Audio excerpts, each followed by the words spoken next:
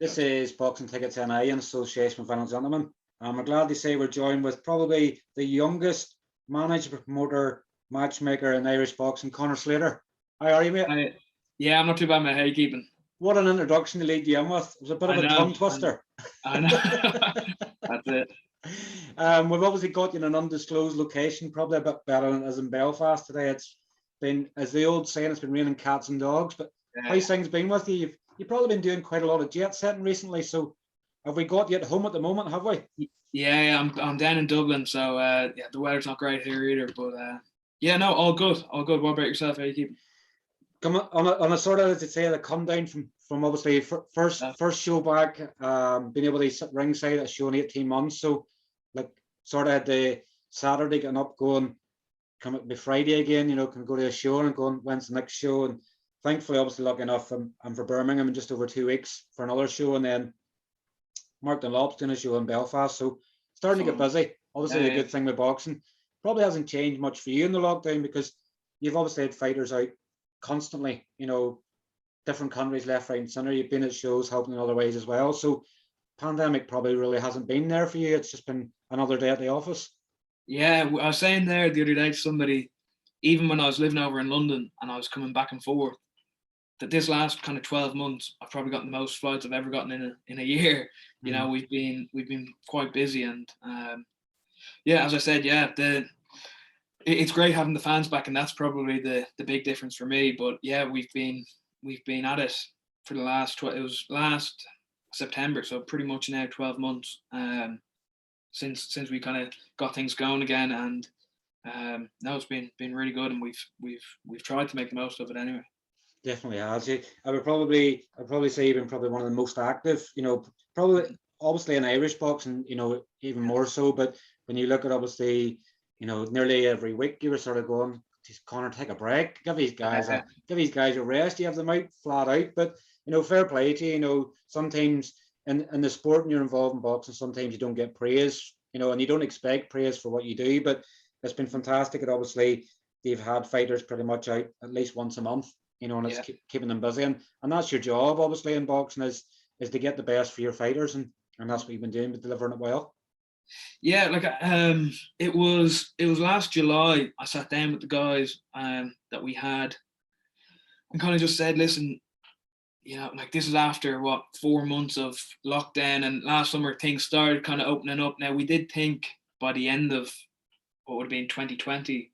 It would have been probably where we are now. That's what we were predicting. But I said, listen, we can either stay still here and, kind of sit back and just let the world take its turn and wait till things get figured out. And then boxing might come back in 6 months, 9 months, 12 months. You don't know when boxing will be back. And we can hold out for that. We obviously had a lot of the guys, or 3 of the guys, signed over in America. And I was saying, these guys have contracts where they get X amount of fights guaranteed a year, but obviously if we can't travel, we can't do that. So it was a case of saying, listen, bear in mind this is last July. We were saying, listen, it could be 6, 9, 12 months until we can travel to America. Lo and behold, it's now going to be kind of 14, 15 months until we can travel to America. I said, we can either sit here and wait till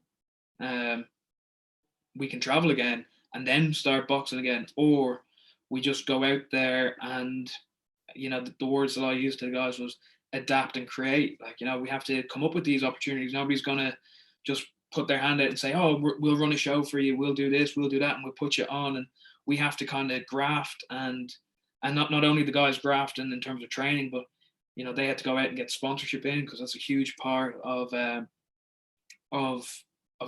boxing abroad, and making sure costs are covered and things like that, which, the guys have done absolutely amazing to get the sponsorship in, and the sponsors have really bought into what the lads are doing, and it helps with the kind of long-term goal. These aren't guys just, going over for a fight just for the sake of it. They're building a career. They do this full time. I think all the guys that we have, boxing is their job. Okay, a couple of them are PTs and things like that, but I don't think any of them have a 9-to-5 job that means that they can't train twice a day. They're all Vlad, does have a full-time job, but he gets his morning session in 7 a.m. before he goes to work, and then does the boxing in the evening at 6 or 7 p.m. But all these guys are full time, so it was a case of saying, like, you could sit there for 6 months and you're training, but are you really training? Do you know that sort of way? Are you really improving? Are you sparring? Yeah, you're going into the gym, you're doing this, doing that, but then you might not be eating the same type of things.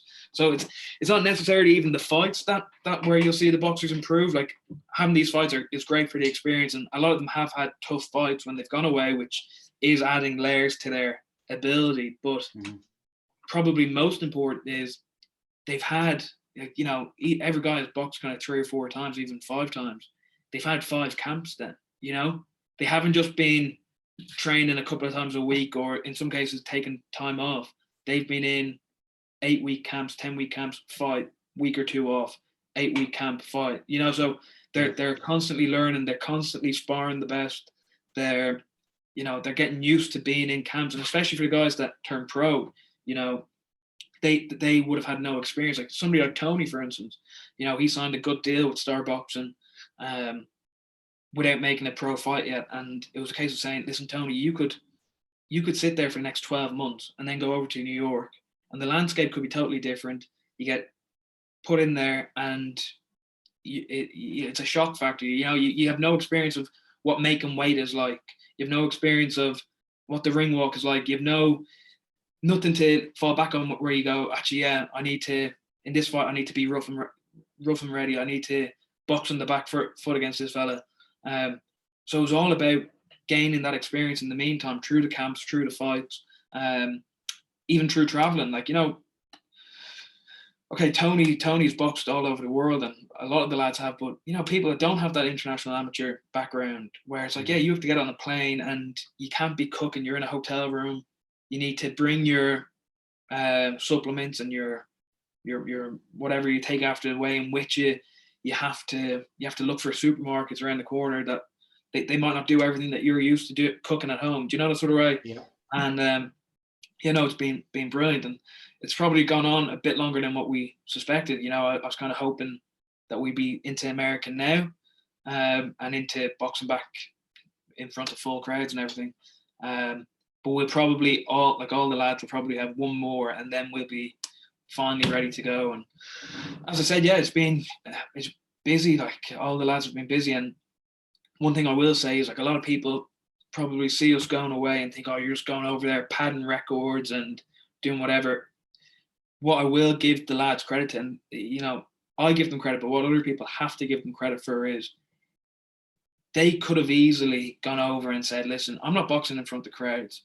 Yes, there's a stream, but not all my fans are going to watch that stream. It's going to be my close friends and family. Like, people on a Saturday night aren't going to pick staying in watching a laptop over going out with their mates, unless they're like a really good friend / family. Like, that's the truth of it. Like, you'd be lucky to, you might be able to sell 150 tickets at home, but only 30 of them might actually stay in to watch a stream of you fighting in Belgium. So the lads could have said, you know what, not that many people are going to be watching this. It's not in front of the fans. I'm getting sponsorship in to cover my costs and earn a bit of money through sponsorship. So it's not like I'm selling tickets to earn money.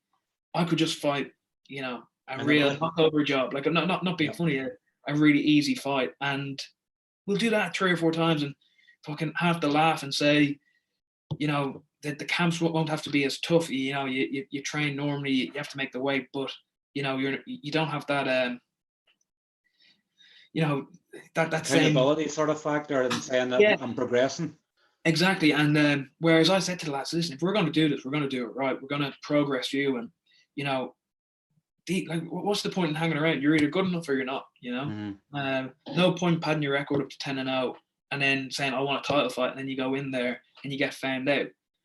These guys are good enough, and I know they're good enough, and it's about building them in the right ways. But at the same time, they need the right fights at the right time. But they also, you see guys from on matchroom shows that actually regress because they're being matched too easily. One thing. So I said this to all the lads last year. I said, if we're going away, I want you to box every different type of boxer. I want you to box somebody who's shorter than you, somebody who's taller than you, somebody that's a southpaw, somebody that's slick, somebody that will sit on your chest all night. And I think Tony's probably the best example of that. He has fought literally every type of of boxer, and every time we've fought, the next fight we've tried anyway, and definitely on paper, to have an opponent that will give a different sort of threat, and also that will be stronger than their last opponent. Because, you know, if I go over there and I say to, let's just pick Tony again, Tony fights a guy and he knocks him out in a round, and then I say to him, oh, by the way, your next opponent will be the same level as him.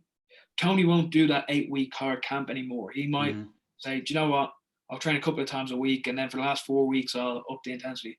Whereas if Tony does a 6-rounder and, you know, we felt the pace in there, and I say to him, by the way, the next fight's 8 rounds and it's against a guy tougher than who you just fought there, then he'd be like, fuck, I need to get back in the gym and work even harder than what I worked for that one, you know? So, and that goes back to it. It's about motivating the guys so that they're in the gym working to their best of their ability. And, you know, you look at other, like, I think the UK, it probably happens a lot because people can sell tickets. Like, you know, if you can sell tickets and earn a couple of grand from selling tickets, why take risky fights? Just keep that little kind of bandwagon going.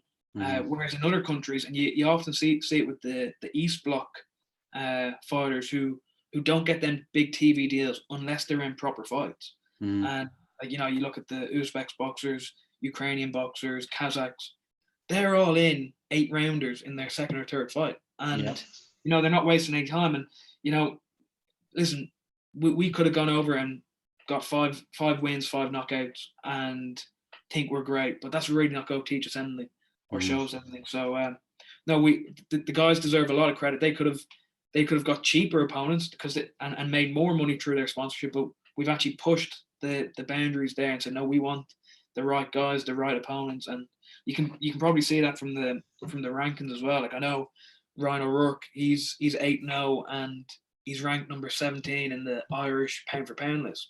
And the only people that are above him are all kind of household names, other than, I think, Paddy Donovan and Pierce O'Leary. They're the only ones above Ryan in the rankings that are still in that kind of prospect phase.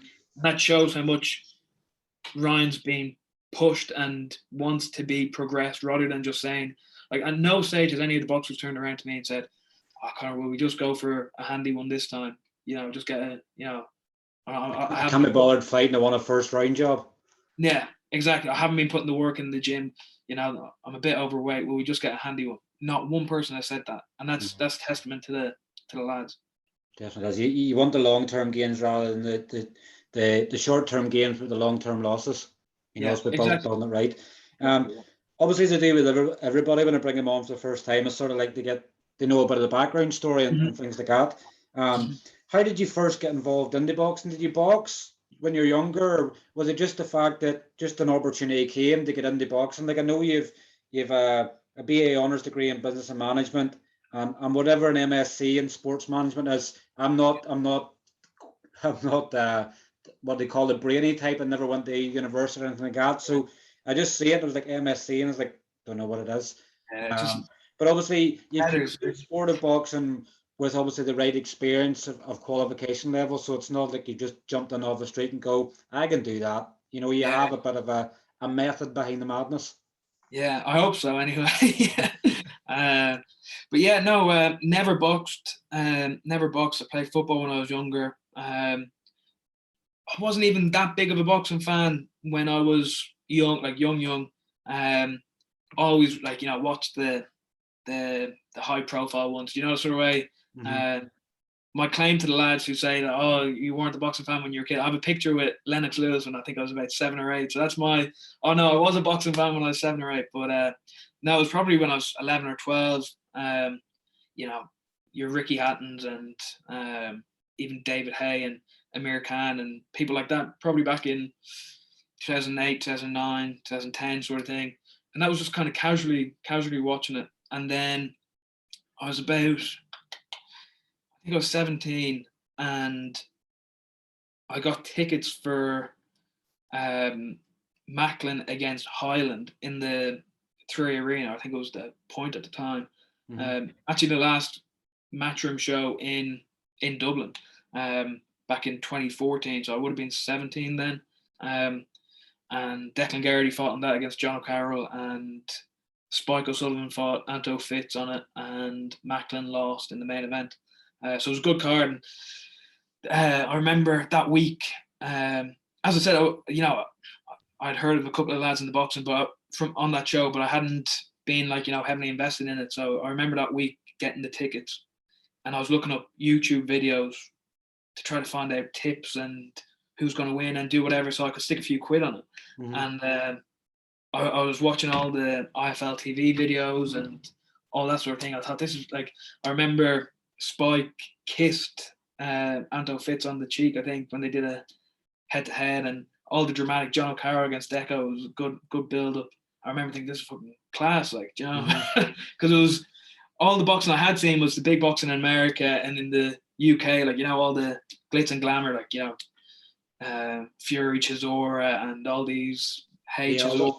The big ones are sort of, as you say, a casual fan will sort of grow into, and then you sort of have your first instinct about at home and going, need to do my research, need to be going to the show to be 10, and I'm a massive fan, so you're getting all involved with it. And I guess it's boxing's, you'll probably back it up there as well, boxing's so easy a sport to get into. It's not like if you watch Premier League football, you can go and watch the game, but you'll never meet the players. In boxing, you can go and watch the boxing, and you can meet the boxers afterwards. They'll stand and have a chat with you. They'll be your mate. They'll take pictures and everything else. And if you're actually nice enough to them on social media, they'll even follow you or they'll even respond to comments. So boxing is probably a complete unique sport, and the fact that you can be a fan and really, really grow with it very quickly. No, I totally agree. And even what you said there, I remember Spike then followed me back on Twitter. This was back when I was 17, 18, and having the back and forth and that. And honestly, so that's November 2014, and since from there on in, literally watching boxing non-stop, watching old fights, became a bit of a boxing nerd, just literally every day watching back. I had Box Nation at the time. I'm not even sure if Box Nation is still a thing, but Box Nation at the time, just watching all reruns of fights on YouTube, and then every week on Sky and on Box Nation. And then would have been about 18 months after that, so it would have been April 2015, I think. I was studying over in London. I moved to London to study sports business over there in Wembley, and I was trying to get my hands dirty with doing different work opportunities, because it's a lot of my mates over here who went to college in Dublin, it was convenient. They were going to college and still living at home doing whatever, whereas going over to London, there's a bit of not pressure, but I wanted to make the most out of it. That sort of way. I didn't want to just go on the piss and go to the lectures and then just do nothing. So I was over there. I was working in a bookies at one stage. I remember a fella coming in. He put $5,000 on Klitschko to beat Fury that night. And I remember watching that fight that night and going, thinking about your man that put the bet on. $5,000 on Klitschko to Ukrainian fella in Wembley. And then there was a fella who was in my university. He was a couple of years above me. And I saw he was at boxing events, and he looked like he was working or doing whatever. I said, I'd love to get a bit of work experience or do something in boxing or do whatever. So rang him up, and basically where he was from was a place called Crawley. And he lived a couple of doors down from a boxer called Ben Jones. And Ben Jones at the time, he fought Lee Selby for the British title. He fought Stephen Smith. He fought a couple of decent boxers. But at the time, he was number 4 in the world with the WBO at the time. So basically, this guy James, who went to my university, knew Ben Jones, said, Ben, can I start doing your social media and doing all that sort of thing? So he said, yeah, go ahead, do that. So then James, the fellow who was doing this social media for Ben, and Ben was managed by Assassin Boxing at the time. They were based down in Brighton. And they then said to James, do you want to come on and do a bit of work for us in terms of social media and kind of commercial opportunities and different, that side of things. So he did that, but there's more work in it. So he said, listen, came to me and said, do you want to come along, come down to the day, see how you find it, and maybe we'll work together on doing the social media stuff and bits and bobs like that. So that was that for me. It was going down to the office a couple of times a week, just doing the small errands of, if there was a show coming up and we had to get, or they had a boxer on and we're getting an opponent in, booking the flights, things like that. Yeah. Or an away boxer was coming in, or a sparring partner was coming in, going and picking them up from the airport, or doing the social media, or going down to one of the gyms to take photos of the boxer so that they have them for posters. All that sort of little bits and bobs like that. And then running the social media stuff. And then that went on for a while. And it was great going to all the shows. I was only 18 at the time and, in love with boxing. And then you get to go to all these shows and I was recording the shows and putting them on YouTube and doing all that sort of stuff. And then it slowly just kind of progressed. James left. He graduated from university, so he left. And then I kind of filled in there and I started doing more sponsorship stuff, going down to a boxer's local town, a boxer who was 4-0, just a ticket seller, no big amateur thing, but going around with him with a brochure that I'd done up and going door to door to every business in there looking for sponsorship, just doing little graft and things like that, and the local butchers might say, yeah, I'll give you 100 quid, stick me on a t-shirt, I'll give you 200 quid, put me on the shorts, and just doing stuff like that. And then just grew and grew, and the more you're involved in it, the more you're going to these events, the more things that you get asked to do. Another promoter would go, Jesus, would you mind picking my lad up from the airport as well, or would you mind doing this? And then it got into more matchmaking side of things, where it was, there's a list of contacts. We need a fella at 10 stone for Saturday 2 weeks on the road. Ring everybody there and see who they have, and then just slowly, getting to know people in the UK. And that's how I got into boxing, really.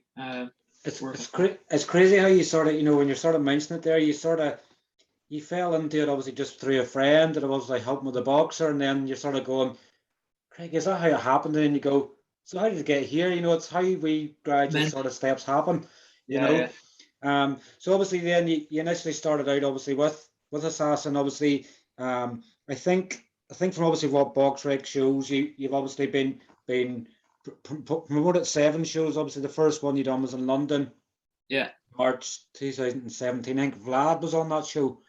Yeah, it was that was a nice show. That was a good show. Really nice venue, dinner show, right in the centre of London. Really posh venue. Really nice. We had Vlad made his debut on the show. He drew to Anthony Fox, which Anthony Fox has gone on to be a really incredible. I wouldn't even call him a journeyman. He's kind of 50-50 record. Ray Moylet made his debut. He had great fans over that night. He made his debut against a Slovakian fella, Ivan Gador. Who else boxed? A guy Max Wicks boxed that night, and it was good, very good. Alfie Best and Kurt. Alfie Best, who is, he has a few TV shows on ITV about his father and he himself. They're on the British kind of rich list and very, very high up. So he made his debut that night. It was good. And doing, even at that show, that was the first show, doing the matchmaking on that and doing the whip on the night, getting all the gloves and doing all that sort of stuff. It was great to be involved in. And then the same night, Hay fought Bellew for the first time, so we had that up on a big screen. And good night, very good night. Definitely, and obviously, I think then from then, I think you had, obviously, I think the next show, obviously, you sort of had your real first sort of thing with boxing and going, Craigie, what's going on? You had the Last Man Standing show in Dublin, obviously. It was a format of 8 fighters, obviously, like a prize fighter tournament people know from Sky. Everybody sort of fights in the one night, quarter-final, semi-final, final. But obviously, fighters pulling out whenever they're announced. Just a complete whole mess of a sort of thing where people agree to fight, then they come off the card and everything else. So I guess it sort of gave you your first real taste of going, boxing just isn't all glamour. It's not just all, it's easy work. You just make the fights and everything else. you got to have your first real head scratch and pull your hair out your head and going, what am I doing this for? Yeah, no, and I've had another million of that. You just become immune to it. Honestly, boxing's the best and the worst sport and business. It gives you incredible highs, and when things go well, you won't get an emotion like it. But then things can just fuck up so badly. Really, really terrible. With people missing flights and medicals being out and all the rest of it, so you just honestly you become immune to even last week. I was in Italy for a fight, and the opponent pulled out my English boxer flew over to Italy on the Thursday, so he was in Italy. Weigh-in was Friday night. He flew over Thursday morning 6 a.m. I was flying over Friday, fight on the Saturday. Thursday morning, English boxer texts me, I've arrived, we're in the hotel, happy days. Good. Thursday, about 2 hours after that, about 1 p.m., get a phone call from the away boxer, so to speak, saying that he pulled out. There was a problem with him, blah, blah, blah. So then I now have an English boxer who's over in Italy, who's paid to go over there, paid his flights and everything else, expecting to weigh in tomorrow and expecting to fight on Saturday.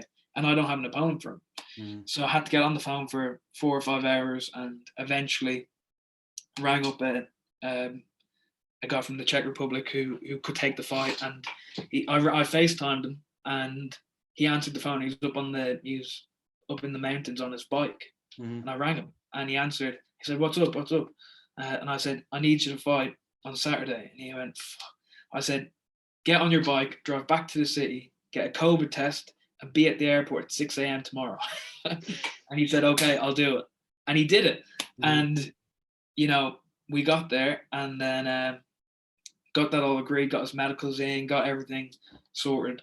And I was on the plane the next morning. But I remember just thinking there, saying, like, probably 2 years ago, or even last year, I probably would have sat back and said, job done, happy days.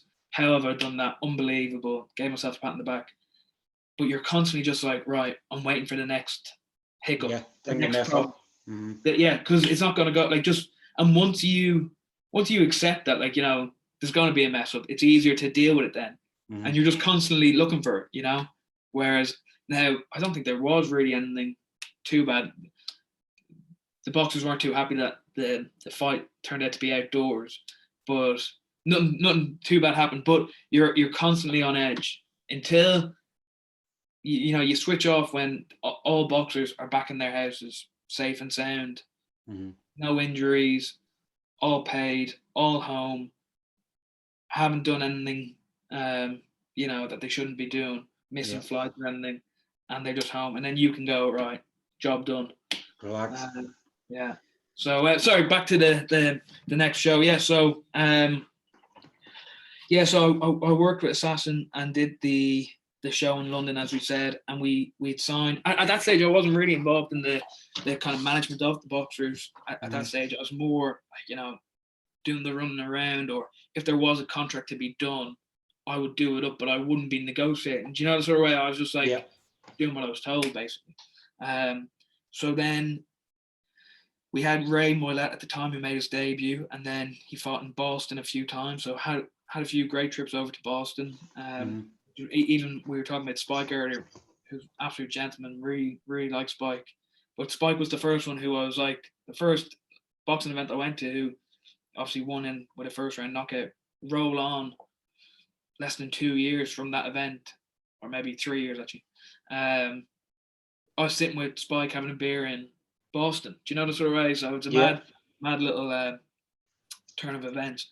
And then had Ray, had the McDonough brothers that was back in 2012, before I was involved. And a couple of more Irish boxers came along, and then there was Red Corner Promotions were doing a show, and we had Paddy McDonough, who fought Steve Collins. We had Paddy, they had Steve Collins, and Paddy won that night, which was a great win. He started the week off at 10-1 to win, and he went into evens because his family were putting thousands of euro on it. And then they were doing a show. We had this concept of a prize fighter sort of thing, and Yeah. We did a co-promotion together in March 2018, I think it was, yeah. 2018, yeah. Seems so long away ago now. I think we've sort of missed out 2020 with the pandemic. Going, was it 2019? Was it 2020? And you're going, pandemic was last year. It has to be the year before. Yeah. So that was that. And then the next one would have been October, I think. The next. Yeah, October in Tala. Yeah. And then in between that, we had loads of stuff going on. We were supposed to do a show with, and while I feel like I'm skipping parts, but as we're going on there, my kind of involvement with the boxers became a bit like, same as anything, I wasn't a decision maker, but the more time you're spending with these boxers, the more that you're involved. And it was a gradual thing of getting involved, and taking more kind of control on things, and having a great relationship, especially with the guys who were kind of new to the company, like, like Ray and JJ and Paddy and most of the English guys, Ben Jones, they were all there before I came, but it was the guys who were signing while I was kind of developing in that role are the ones that I probably had the best connection with. But we had so much going on, so I'm trying to think. We were supposed to do a show with Jay Byrne. We had a few people on that got pulled. Then we had JJ McDonough fight over in Jeddah against Chris Eubank Jr., which was crazy. I was going over to Saudi Arabia it was on the Grove Smith undercard. Yeah. We had guys out every weekend, like York Hall, like Killian Reardon from Dublin. He was fighting in York Hall. We had guys out in Bristol. It was so often fighting. We talk about the kind of heartbreaks of boxing. I remember we had a guy, Israel Doofus. Like we were over in Tijuana in Mexico for a fight, but we had a guy, Israel Doofus, who I remember I was sitting in the dentist on a Tuesday, and I get a call off one of the warrants for looking for an opponent for Anthony Yard this Saturday on the Fury Wilder card. And I had Israel Doofus, who was living in LA at the time. So it made perfect sense. The fight was in LA. You don't have to fly anybody in. Did the deal on the Wednesday. That was Tuesday. Did the deal on the Wednesday. Got the contract on the Thursday. And I was on a plane Friday morning over to LA. Flight over to LA. Get into a taxi about 12 o'clock. Wayne's at 1. And I get a phone call from Israel, the boxer, and saying there's a problem here with the medicals of Anthony Yard, blah, blah, blah, blah, blah. And rock up to the weigh-in, and basically they messed up Anthony Yard's medical, getting the permission to box abroad. So it was Anthony Yard's, not his fault, but it was on his side that the mistake was made. Yeah. And, that fight got pulled, and devastating. Like, the sort of way, like, you think this is the big opportunity. I fancied Israel to beat Anthony Yard on a huge show, making great money. Israel was huge opportunity. Everything was perfect, and then that happens, and I just remember sitting in the hotel, like literally physically sick at that. Like, free from one side of the world to the other, and then there'd been no fight. Exactly, yeah. And then a week after that fight, we done the Castle Bar show on TG Car, which was great. That's probably where my involvement came in probably at its strongest, was with TG Car. I did all the kind of negotiating with TG Car. We were back and forth, because I think it was about October 2018. Yeah, October 2018. I moved back from London to Dublin, and between them months, I was back and forth between Galway, having meetings with TG Car and doing the deals on that. So we got that one across the line, and then 2019 was the last show, wasn't it? National Stadium. You had a co-promotion with Boxing Ireland. Correct. Yeah. And that was on TG Car again. So that was a good. That was two shows on TG Car in 4 months? That December and March. So good show. Victor fought that night in a Celtic title fight. Eric Donovan, Franzi, Caitlin Phelan, Alan Phelan, Vlad fought, and Vlad had just fought the week before against David Brophy over in Scotland. Really good fight. I remember that one. Dylan Moran fought that night against a former European champion. So yeah, good show. And then after that, I remember it was April time. And you know what? After that show, I was just absolutely exhausted, because we'd gone from, I know we've touched on some, but it was every week or every month. I'd gone to, listen, it sounds stupid because it's a blessing to be able to work in boxing and travel and do whatever, but from New York to Boston to LA, York Hall, Bristol, Newcastle, Scotland. We were over in France for a show. We did a show in Germany, not did a show, but we had a boxer fight in Germany. And I remember there was no flights to get, I had to be somewhere on a Thursday, say. I had to be at the show by the Saturday. And I ended up having to get a bus from London to Germany, 26 hours to make it to the show. It was draining. It was, there was no, and people go, oh, what's he complaining about? But if you're Eddie Hearn doing your great traveling and doing all this sort of things, and you're making a lot of money from it, that's fine. But when it's tough and you're scraping the barrel to get things across the line, and opponents are pulling out, and you can't, an opponent pulls out for Eddie Hearn this weekend, he just throws a lot of money at it, and he can get any opponent that he wants in. Do you know the way? Where it was a tough 2 years, and I was kind of just drained at that stage. So I kind of was done with boxing then, to be quite honest with you. And I said, you know what, I'm gonna do something. I'm finished here. I was drained. And then that was April 2019, and then May 2019, Kaz Evans, who ran Assassin Boxing, and who was the guy, my original boss.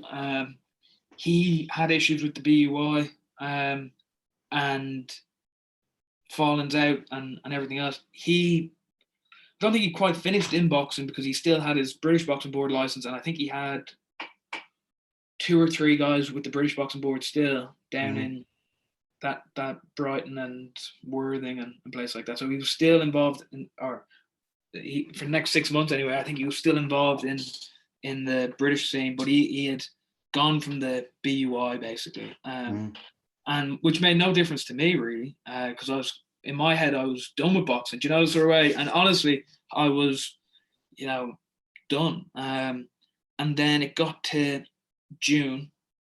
I remember who rang me up? I think it was, Dylan Moore and Vlad, who were obviously with the BUI, but they had fights coming up. Dylan in New York and Vlad in England. He was supposed to fight for a WBO title. So they took out different licenses to remain with Kaz, but I wasn't involved at that stage. But Dylan went over to New York and he was fighting on a New York license, and Vlad was a Slovakian license. And Vlad's from Slovakia, so it made sense. And Dylan was fighting in New York. And then it was the end of June. After them 2 fights, Kaz then took a complete step back and said that he didn't want to be involved in boxing at all. And then I think it was JJ that rang me up and said, oh, I'm thinking about signing with a certain person. I won't mention his name. And I just thought, I wanted the best for him. Do you know? So, and JJ had been ringing me up saying, would you manage me? And I said, no, I'm not. Because he wanted Kaz to manage him, and Kaz said, no, I'm done with boxing. I'm done. So JJ said, all right, okay. Then he rang me up and said, Conor, will you manage me? Kaz isn't managing me anymore. Will you still manage me? I said, no, I'm done with boxing as well. Yeah. And he goes, right, okay. A week later, he rings me back and said, me and Paddy are going to sign with so-and-so. Don't do that. I said, go on, I'll manage you then, because I didn't want to see them be done wrong. Do you know that sort of way? Yeah. So took them 2 on.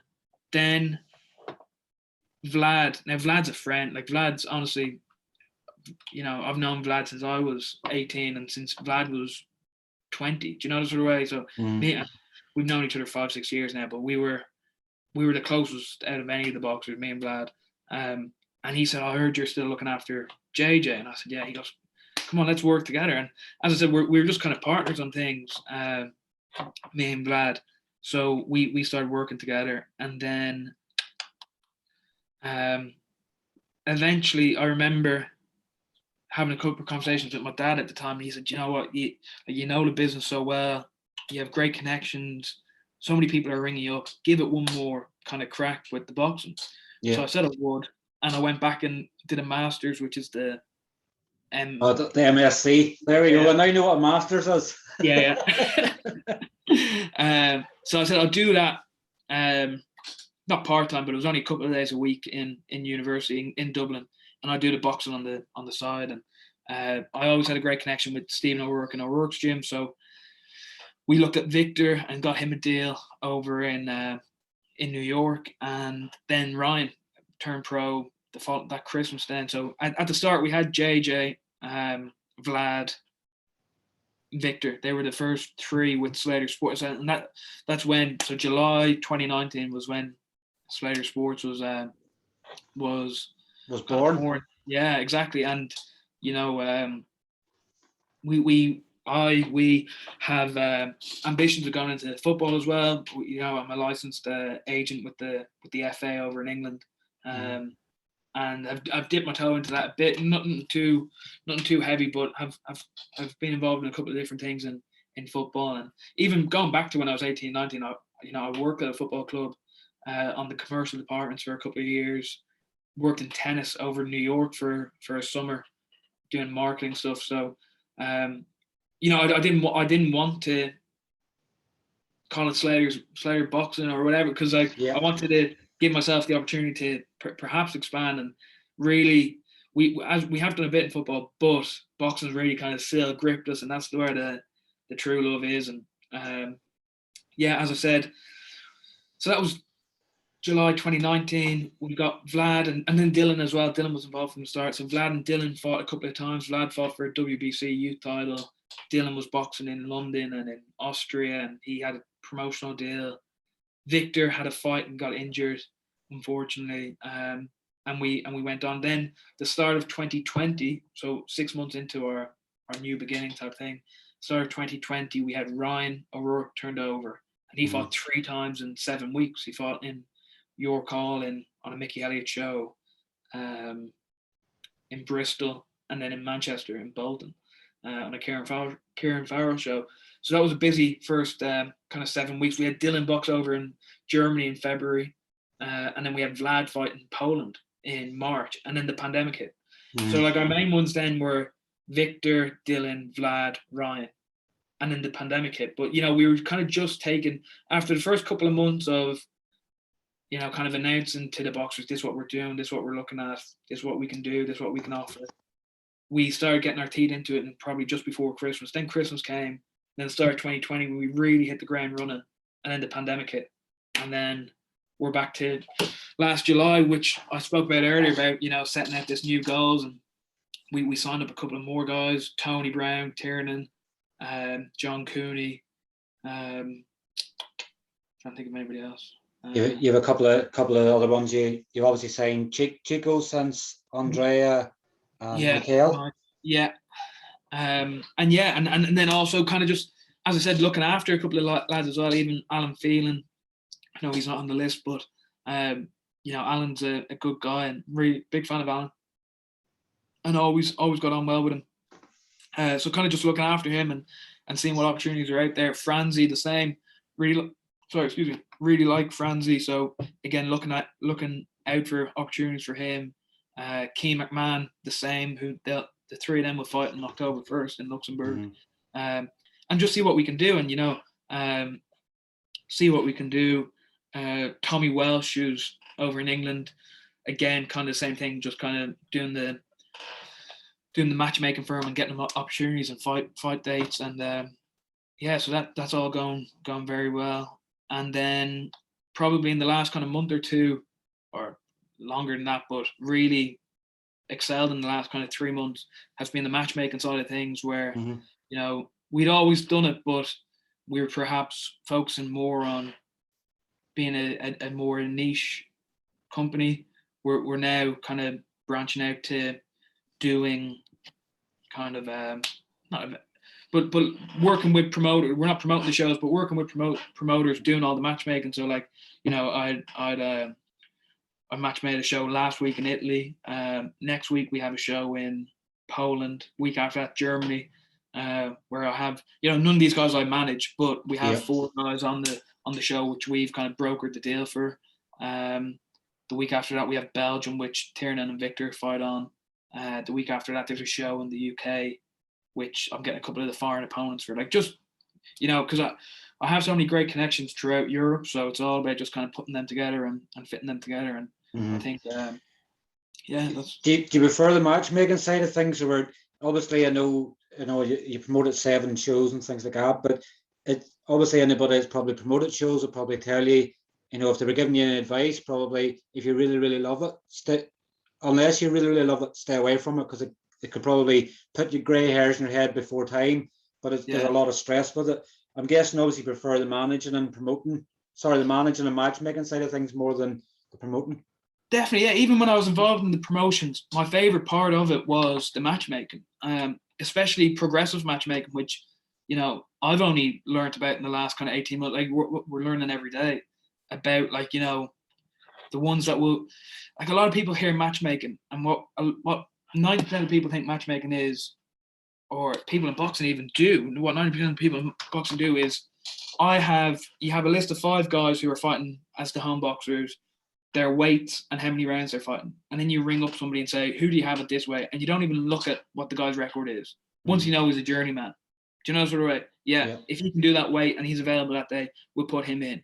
Whereas, and listen, there's a time and place for that, 100%. And sometimes you have to do that. Like, you'll take anybody. But what I like doing is looking for the right opponents who will push your home boxer in the right sort of way. As I said earlier on about Tony fighting guys who are bigger than him, smaller than him. What I like doing as well is sad and just looking on BoxRec, finding guys who have high rankings, but their ability might not match that. Do you know that sort of way? So finding guys with padded records, finding guys who might have beaten somebody with a good record once, so they have high points now, even though that was a lucky win. Do you know that sort of way? And finding the right one. So I like doing and it's quite an American thing. A lot of the American matchmakers, they don't do journeyman. They're about finding the right boxer for that opponent. You know that sort of way. Yeah, like progressively building them on. Exactly. Every person they fight is going to be a higher rank on them, so it's bringing them up. Exactly. Yeah, and I think that's a lost art really in British boxing at the moment. I think they're so heavily invested in the main events and the big fights and whatever else. You have a couple of kids coming through, their first 6 fights, they'll just give them anybody. Oh yeah, take him, yeah, give him in. And it's not teaching them the right things, it's not progressing them. And then they just see 6-0, all right, he's ready for a title fight, and then throw him in. When a great example, and I like John, but John Doherty, who was with Matchroom, he fought awful fellas. Guys that, like, you wouldn't even, you tell them not to come back to your gym if they came in for sparring. That's the way. Like, honestly, like, terrible fellas. And he knocked out all these people. And he was a good amateur, Commonwealth Games, silver medalist maybe, or gold medalist. Knocked out all these people. Everybody thought he was great. And he then went in with Jack Cullen. I know Jack Cullen got a good win there the other week. But he went in with Jack Cullen, knocked Jack Cullen down in the first round, but then blew himself out after 4. And he hadn't been brought into the rounds 5, 6, and 7 before. And he didn't know what to do. And Jack Cullen boxed the ears off him between round 4 and 10 and ended up nicking the fight.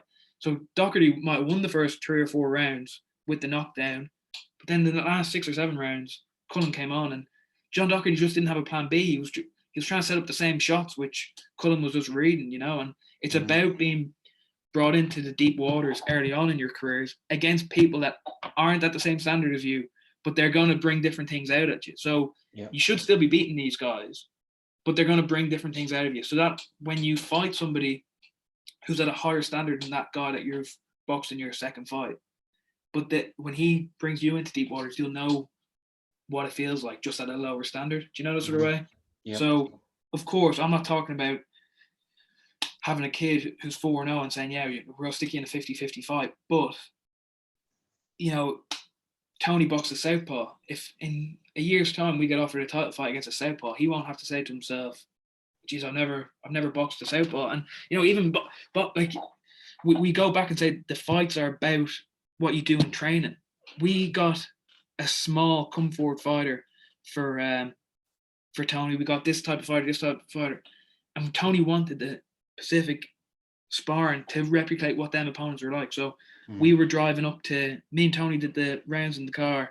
We drove up to Donegal to spar Brett McGinty. Now that's a spar Tony would not have done, because he would not have driven up to Donegal. We were 4 hours in the car, 3 hours in the car up and 3 hours back. We would not have done that just for the sake of it, but he had to do that because he was fighting a guy who was a similar style to Brett McGinty. Same with Fergus Quinn. We drove up to Belfast a couple of times to get the sparring with Fergus Quinn. Tony wouldn't have done that if he was just sparring or fighting Joe Bloggs in the ring every time, but he wanted to do a southpaw. He wanted to do a small come forward fighter. He wanted to get a slit, or, you know, whatever he wanted. So now in a year's time, if he gets told, oh, you're fighting a guy who's 5'7" and is going to sit on your chest all night, Tony will go, actually, I fought a type of guy like that, and I've already trained for a guy like that, so I know a bit of how to handle. Okay, this guy might be much better than the fella I fought a year ago, but he'll know how to, the game plan that he would have to develop to fight a southpaw or to fight somebody that's going to sit on your chest, you know.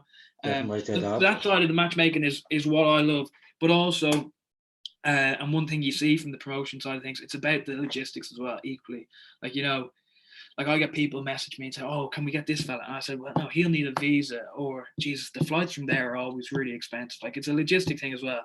The flights from Vienna are normally cheap. Let's get somebody on the border from Czech Republic on the border, not from Prague. But, like, you know, and look at it that way. Or, Jesus, that commissioner are difficult to work with, getting their medicals done. Or if you're fighting in Belgium, it's hard to get somebody who's, if the guy's over 40, they won't really allow it. Knowing all the different side of things like that, and booking flights, and what we found in the last year, doing COVID tests and locator forms and all this sort of shit that's come with COVID. So that's probably the headache of the matchmaking. The matchmaking side of things I love is finding the opponents and seeing fights play out in my head, and like almost like, you know, you're kind of saying, right, I'm getting this guy in to be able to do the 6 rounds, and you're saying, will he be able to? What if your man throws that shot? How does he handle a, like, you know, if you have a boxer who favorite shot is a left hook, is his right hand low? Because then we don't want him. We want somebody who's going to be able to defend, like, you know. Yeah, you catch the left hook, like, you know? I think everybody's matchmaking dream is they want to fight. That's going to be, everybody's going to obviously want to fight. It's going to be fight of the year. But I guess everybody, you know, of a fan sort of thing, you want every fight to be like a Gatti Ward, you know, a Frampton Santa Cruz, you know, a really, really classic fight.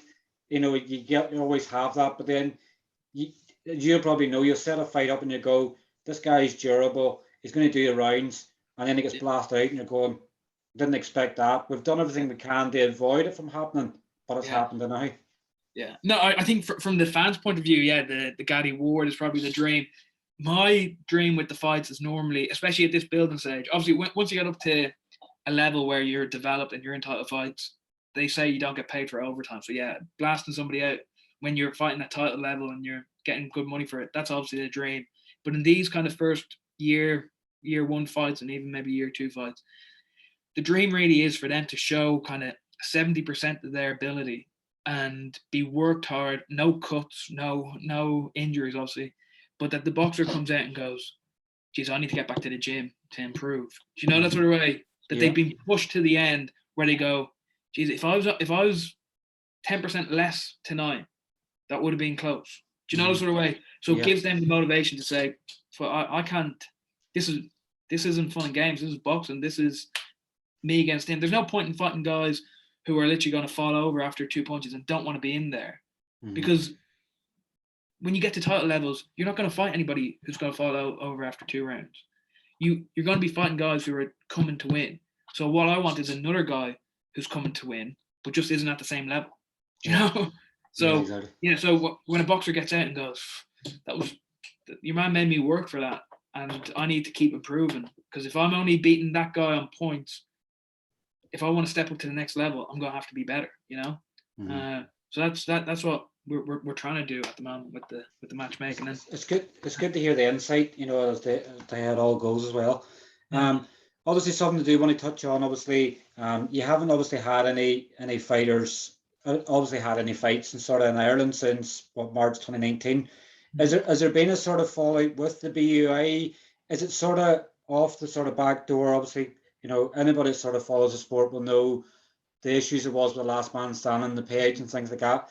Was there a fallout sort of from that you may have got blamed for that may not have been you, or what's been going on with the BUI? Yeah.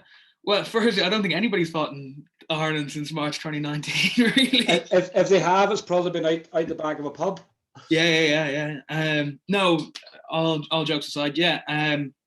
None of the guys that I currently manage in Ireland or anywhere for that matter have BUI licenses. As I said to you before, I know a couple of lads were fighting in America, so they had to take out American licenses to or the New York State Athletic Commission's license to be able to fight over there, and they have very specifics on medicals and all that sort of thing. So we had to go over there for your likes of Dylan and Victor had a scheduled fight over there, and then obviously, as I said, Kaz, who was working with the BUI in May 2019. So this is nothing to do with Last Man Standing. In May 2019, had a fallout with the BUI. It was over a boxer who was under contract with Kaz at the time, and getting him out of the contract, and just an issue that arose within the contract in terms of wanting to leave the contract and wanting to keep the boxer. Do you know the sort of way? So that was May 2019. Yeah, the Last Man Standing stuff happened, but like even the BUI made a statement in, I think it was April. I don't know what.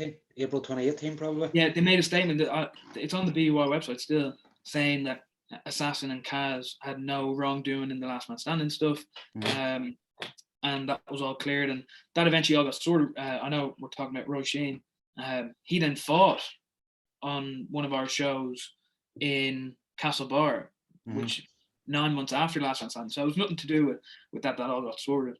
But then the following year, after I'd left Assassin, there was a I don't know what the word is, debate issue. Probably like a falling out or sort of conflict, yeah. And that's when Kaz left the BUI, and that was that.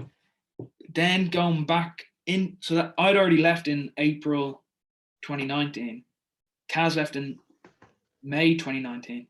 I went back in June, July to work with the, and I said I'll work with the BUI, and the two of us just didn't see eye to eye, really, to be quite honest. And there were still ongoing issues and different things. And, listen, you don't need me to say it. And there's people that still work with the BUI who have come out, and I'm sure you've seen the articles, and that's nothing to do with me. And I don't mind saying, Leonard and Stephen have put out publicly on Facebook and things like that, the costs that are associated, the obstacles that are put in place. And I know they're not all the BUI, I know it's insurances, but I wasn't even looking at promoting shows. Leonard and Stephen want to promote the shows.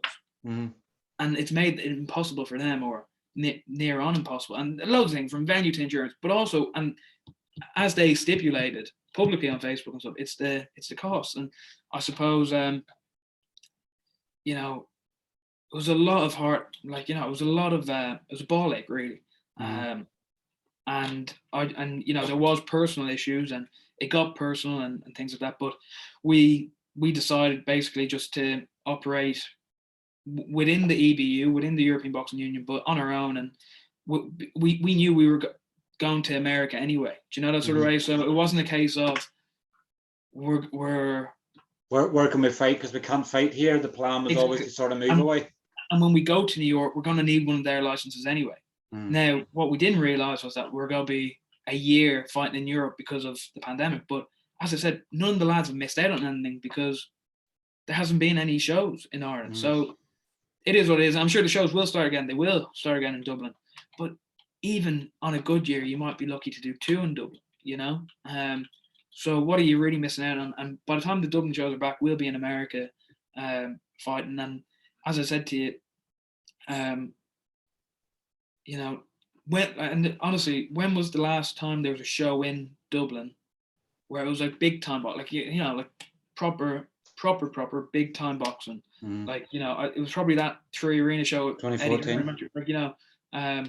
and some of the best fights I've seen, and this God's honest truth, have been on a Celtic Clash or have been on a small hall show in England or a small hall show in Ireland. It doesn't matter. You know, some of the best fights are in there. Thrilling, it's blood and guts. But at the end of the day, with the guys that I have, I'm not building them to be ticket sellers and be in 50-50 fights selling tickets. I'm building them to be what I believe will be world champions and world title challengers. And, you know, a lot of people can make things of this and that with the BUI, but ask yourself, when was the last time Spike fought in the Republic of Ireland? When was the last time Dennis Hogan did? When was the last time the McKenna brothers did? When was the last time Paddy Donovan, Gary Cully, all these are our best boxers in Ireland don't fight in the Republic. So why are my ones any different? Do you know that sort of way? Yeah. So, you know, if it's good enough for Spike, Michael Conn, I know he's fighting up in Belfast, but Katie Taylor, our best boxer in forever, pretty much forever.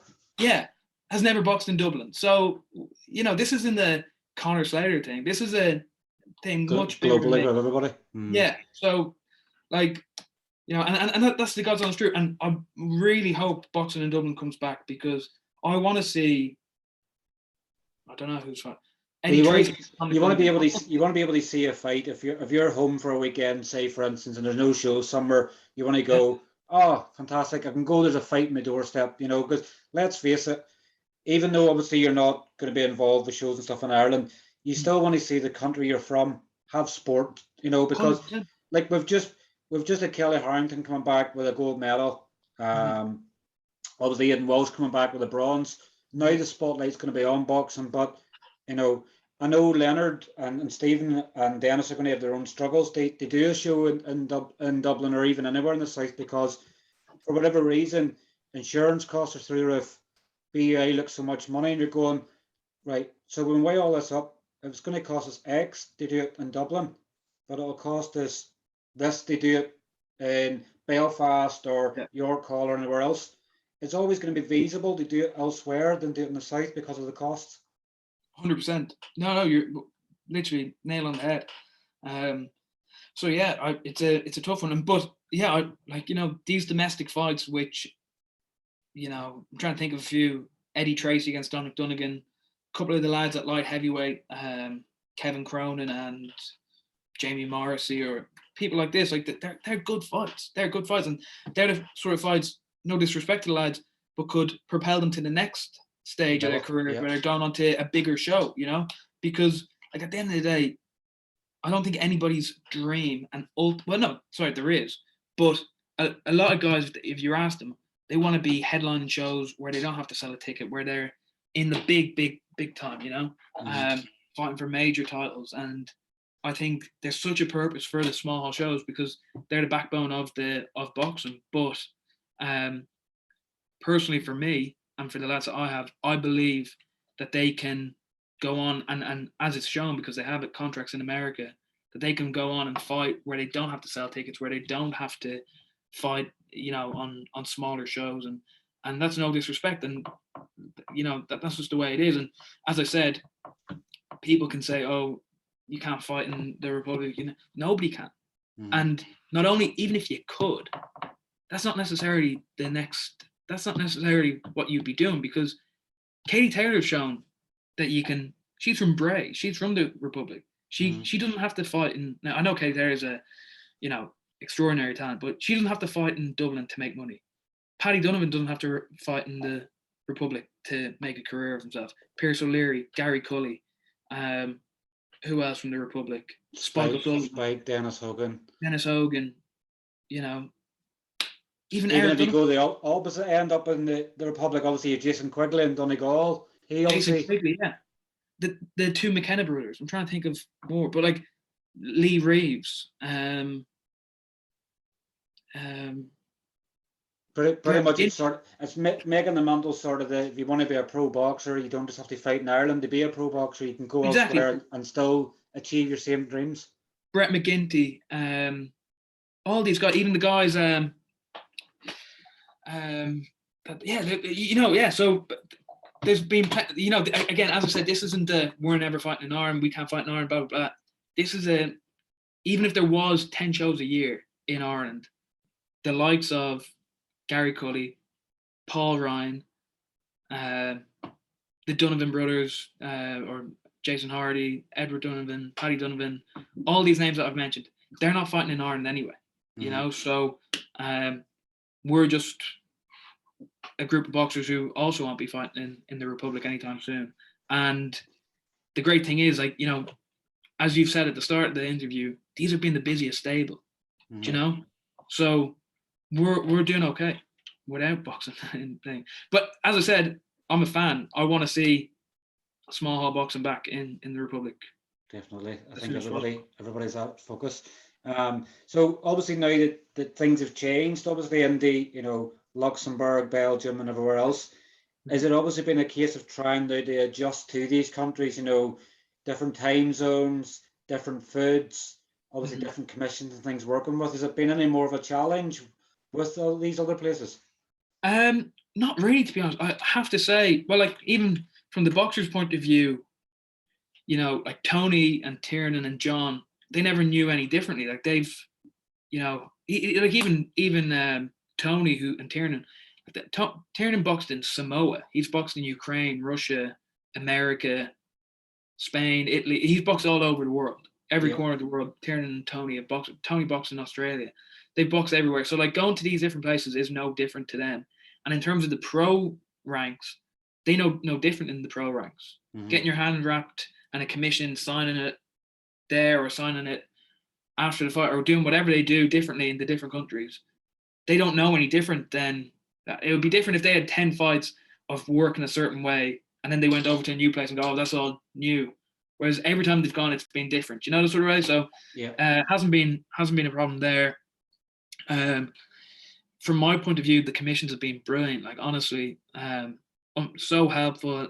Delighted to see such good boxers coming and fighting in their areas, because, like, you know, it's, you know, like, they're not used to having international boxers coming over and fighting under their thing. So it's great for them. It would be like us if we had a couple of top Belgians or top Spanish prospects coming over here. It would be something new and exciting. It's a new face. It's not just the same boxers every week. So they've been really helpful, and even just from a logistics point of view and everything, it's just so helpful. And honestly, pleasure to work with. And the traveling wise, luckily, time zone wise, haven't been too bad, because it's only been an hour or two different. Could be a bit different when we go to New York, but we'll probably set out maybe on a Monday or Tuesday rather than flying over on a Thursday or Friday. And even a few times we've been lucky enough to go out to Spain for the week, so we've had the week to acclimatise to the weather and the surroundings and stuff like that. So no, it's been really good. And yeah, definitely. It's obviously, I know obviously when Boxing Ireland done a show in Luxembourg, you know, I would have been probably quite critical of judging and things like that. You know, it seemed to be like amateur referees. You know, I think Caitlin Phelan was fighting. I think the girl that she had fought Katie Taylor previously. But Caitlin had hit her and her nose was bleeding, and the referee stopped the fight. They let her their nose, and then he was complaining of obviously punching the inside of the gloves and stuff. And I know that's not going to be the same standards what we expect of the British Boxing Board or the BUI in terms of standards. But everybody's going through it in the same sort of way. You know, I guess, you know, the opponent's using that same referee, you know, and everything else. So it's just something to get used to more. Yeah, I think that Luxembourg show was a bit strange. There's a couple of little things that happened on that. So yeah, but in terms of even the activity, like, not being funny, but there's been more shows in Luxembourg in the last 2 years than there has been in Dublin. So yeah, you know, they have enough experience. At the same time, like, that's not an excuse for the Luxembourg Commission, because that is the truth. And in Spain, I have to say the Spanish judges are bang on. Like, I think every time I've scored a fight in Spain, they've never been too far out. Yeah, I've not, and I watched the other fights between the local Spanish fellas, and I've watched all the fights, and never have I said, "Fuck, how has he come up with that?" Like, do you know, sort of way. And you probably even see with, if you were to go on it, all the three judges, you never see like really wide on one and then close on another. They're all quite similar. So I think Spanish judges are brilliant. The Belgian judges the same, because even the head of the EBU, he's from Belgium, so he used to be the head of the Belgian board. So like Belgium do things really, really proper, even in terms of their medical forms and things. And the head of the Belgian Commission at the moment, a couple of the supervisors, Emmanuel, they're unbelievably helpful across loads of different facets between, at weigh-ins and looking at licenses and medical, he's really, really helpful, and nothing's ever an issue. Do you know that sort of way? Must be the last All Eyes in Brussels show. What a venue! Yeah, unbelievable. Yeah, and that's the same. It was crazy, when I think we were putting up pictures, I was going, "Whoa, I want to go there." It just looked brilliant.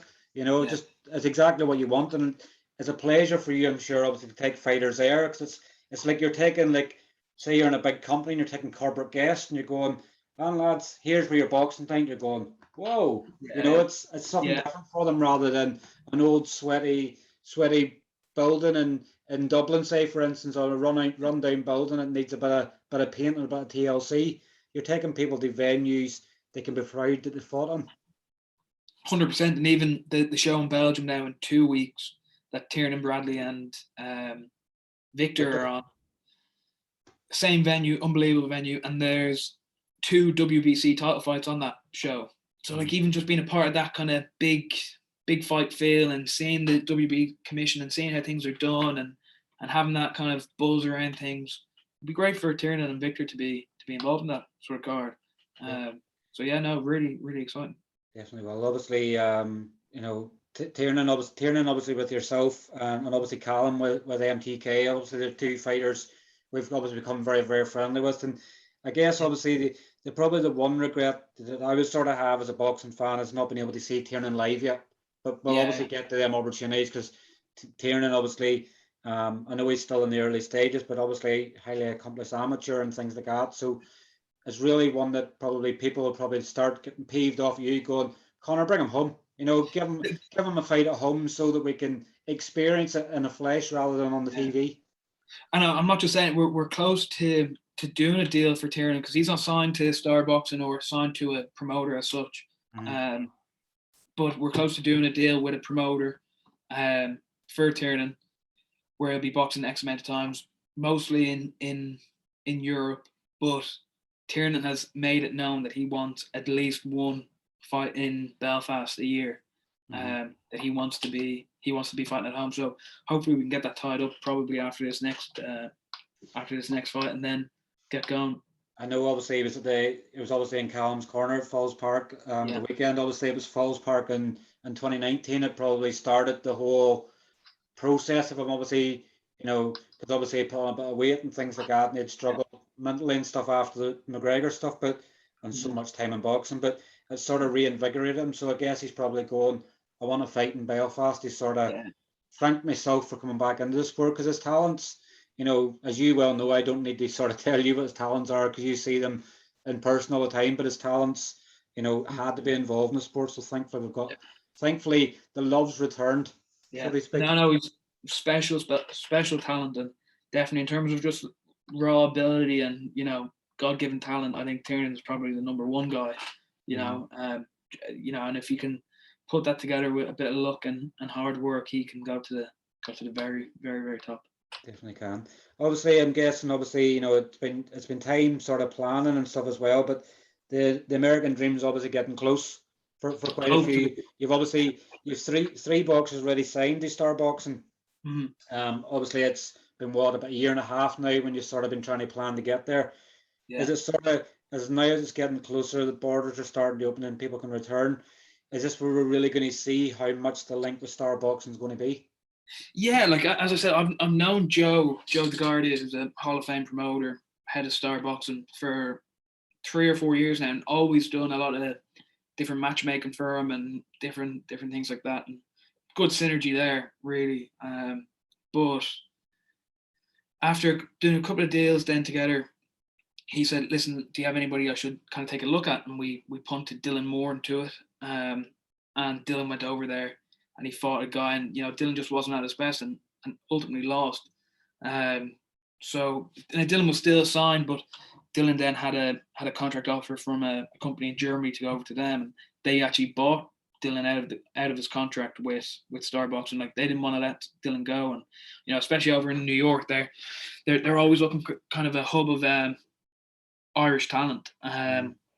So then that was that, and then a few months after Dylan had left Starbucks or been bought out of his contract with Starbucks, and I said, listen, we have Victor there, so they went ahead and signed Victor. Now he was supposed to fight just before the pandemic hit, got injured. It got rescheduled for April 2020, and then the pandemic hit, and that show was ultimately cancelled. So we're still waiting on Victor. And then it was last September or August, actually, it was this time last year. We did a deal for Tony and Ryan to sign with them, where they'll fight X amount of times a year and be built that way. Now, since then, obviously, we built Ryan and Tony into, you know, up to 5-1 and 8-0. So we're building them here, but they will fight. And I know Joe was over. He promotes Carlos Takam, who fought Joe Joyce there 2 weeks ago. So I flew over and met Joe in London, and we had some great meetings, great ideas for what we can do with Victor, Tiernan. Oh, sorry, not Tiernan. Victor, Victor, Ryan, and Tony. And what we can do, and when we can start planning. And you know, it's difficult at the moment to travel, but I'm hopeful. I had Tony on the phone this morning saying, when do you think we'll travel? I said, we'll be in New York by Christmas, even if we have to swim. So we'll get there. We will get there. And as I said, some great plans, and Joe's really planning on, I wouldn't say expanding, but really making more of a priority for an Irish market. You know, I think Ludabella, who's always had a connection with Ireland.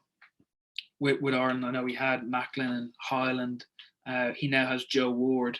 They're looking at doing a couple of things together. So it might be some opportunities for some kind of like a Irish team, like, you know, promotion sort of thing. Yeah, something like that. And even more so, obviously we have them 3 guys tied up on deals, and they're going to be built. And you know, Joe has a track record of getting them top 15 ranking belts and things like that. So we will do that and do it at the right time. But even ultimately, there's opportunities where a couple of the other guys who maybe aren't signed with a promoter, some other guys who I don't even manage, but bringing them across from Europe to America as kind of away boxers, but ultimately to come to win. And you know, as I've, when I'm matching Tony and Ryan and Tiernan and Victor and all these different people, I'm looking for guys who are coming to win. That's what Joe's looking for over in New York. So maybe we give them some guys who probably aren't at the same level that Tony and Ryan are at in terms of profile and level in their development as a boxer, but maybe they could go over there and cause a couple of upsets against local New York boxers. And it's all about just creating opportunities so that we can say to a boxer and say, listen, you're 7-0. Let's go take a 50-50 fight over in New York. Let's go do this. Let's do whatever. So, you know, loads of opportunities there. And as I said, if you can crack America, then you're laughing, really. Definitely are. But you probably say one of the big success stories probably out of the, I know obviously when it happened at the time, like even I think when we shared one of the videos, I think when Jake obviously had to go at Dylan. Obviously with the whole profile of that, obviously Dylan's defeat has probably ended up doing him a massive favour because, you know, when obviously, because he had helped Conor prepare for his fight, I think it was a Dustin Poirier, or I can pronounce UFC fighters' names. Whereas obviously his social media sort of grew up with it, but Dylan obviously the sort of person he is, like I always laugh, I always like to look Instagram and go, where's Dylan at today? Somewhere where the sun's shining. You know, he always seemed to follow the sun somewhere, but like it's been great for him in a way because out of obviously the whole spat with the Pauls and everything else, his social media grew up so much. And he obviously is on the verge of obviously signing hopefully potentially a promotional deal with Frank Warren as well. So even though he hasn't probably been as active as possible, what sort of happened for him has worked out in good terms. Obviously his one defeat got published to the world via Jake Paul. I remember sitting there, I was having dinner, and one of my mates texted me, or my mate was ringing me. I was fucking weird that he's ringing me because I didn't answer. He's texting me saying, check out Jake Paul's story. And I was like, what why do I want to be looking at Jake Paul's story? Like, I have no interest in any of that shit. Do you know what I mean? He goes, no, look at it. So I went on, and next thing, Dylan's tagged in it and written it, and I was mental. And that was about, I think it was about 9 o'clock our time, and Dylan was in Dubai at the time, so he was 4 hours ahead, so he was asleep. So I was texting him, he wasn't answering, and then I'd been speaking to Dylan about 2 hours before that, and he texted me saying, right, bro, I'm going to bed, going to sleep. I have to be up at 4, or I think it was 5 a.m. for sparring with McGregor. So I was like, right, 5 a.m., that's going to be 2 a.m. Irish time. I'm going to stay up till 2 a.m. so I'm there when Dylan wakes up. So next thing, Dylan rings me straight away at 2 a.m. and he says, my phone's exploded. Because, like, you know, when all this happened, his phone was off. And it was like a running joke between me and Dylan and a couple of my mates watching his followers go up. Because I think he was at like 12,000 or something, 13,000. And then he was within like an hour, he was at 24,000. Then the next morning, 26,000. Next afternoon, 28, 30. He got up to 40,000, I think, or 39,000 maybe. And even I had like screen recorded Jake Paul's video or whatever and shared it. And that was getting like 260,000 views on my Facebook page. And not on my one, like not let alone what Jake Paul was getting millions of views. But me just reposting what Jake Paul said, a screen recording of it, was getting 300,000 views or something like that. So it was mental. And then I said to him, Dylan went off, rented the Lamborghini for the day, drove around that for a couple of hours and made that video. And then, it was just crazy. And I suppose just one of those moments that you'll never forget, really. And Dylan,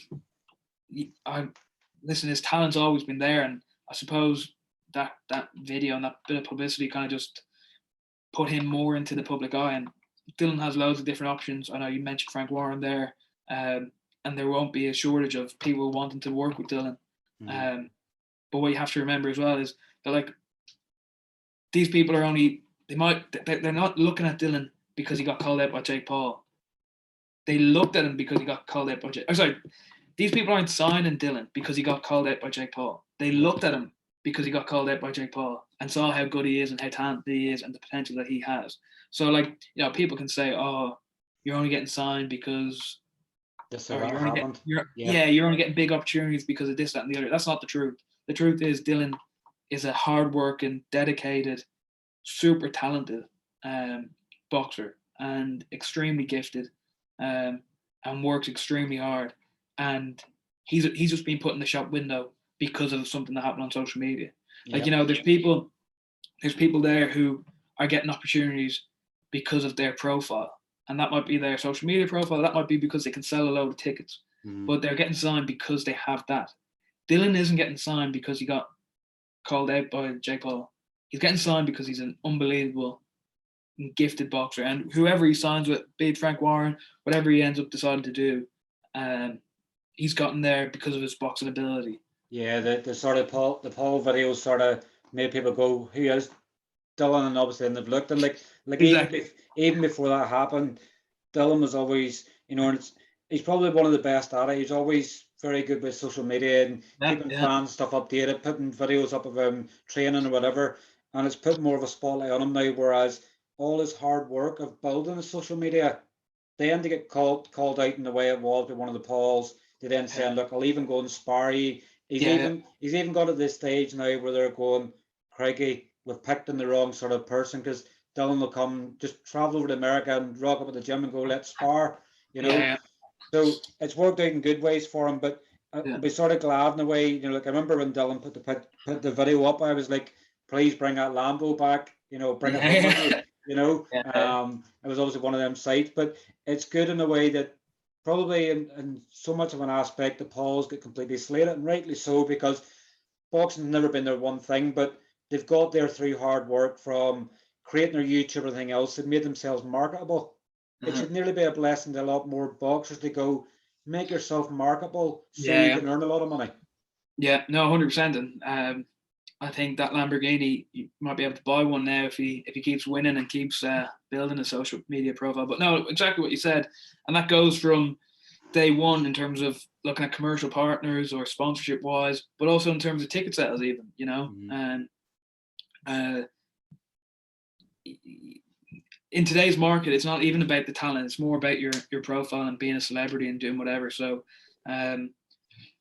if you are extremely talented, by adding that extra bit of, publicity and things like that will just propel you into the public eye even more and get the rewards that you deserve for being so talented, So definitely a huge part of a huge part. Like, you look at the top level stuff. Like, I remember seeing the purses for Rigondo against Lomachenko, and they're a fraction of what Bellew Hay is.